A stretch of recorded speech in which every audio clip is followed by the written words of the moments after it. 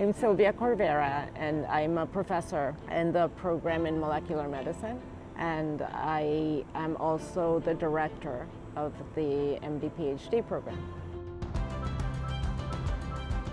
We have many areas of strength, but we also have unique areas of strength. One of the things that always pops into my mind is our RNA Therapeutics Institute. And the reason I love to talk about it is because it is really homegrown.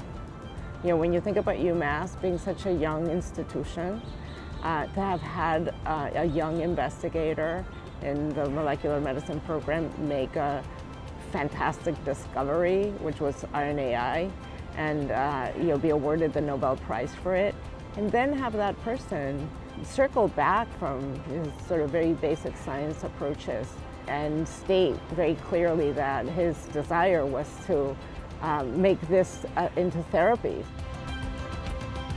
We've had historic strength in innate immunology, infectious diseases. Dr. Catherine Luzuriaga and Dr. John Sullivan were amongst the first people in the world to develop therapies for pediatric HIV/AIDS. And that was an unbelievable accomplishment. Again, small groups just at the forefront, wanting to take basic science research into therapies. We have a burgeoning excellence in neuroscience. That's why, one of the first RNA treatments is in ALS.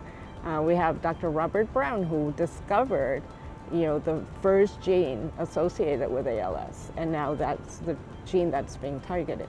And so with Dr. Brown coming to UMass, it also attracted tremendous strength in neurology and neuroscience, neurobiology.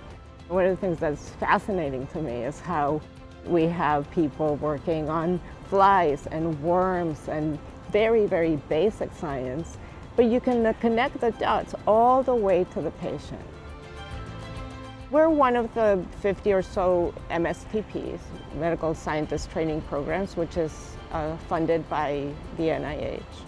And I would say that our strength is that the moment a student walks into UMass MD-PhD program, we treat them as though they were already MD-PhDs.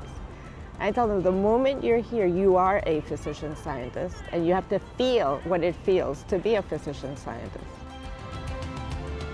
Our program, through its curriculum and its activities, has students be performing as physician scientists from day one. So they have activities that are related to the medical school curriculum and to becoming a physician, and activities related to becoming a scientist.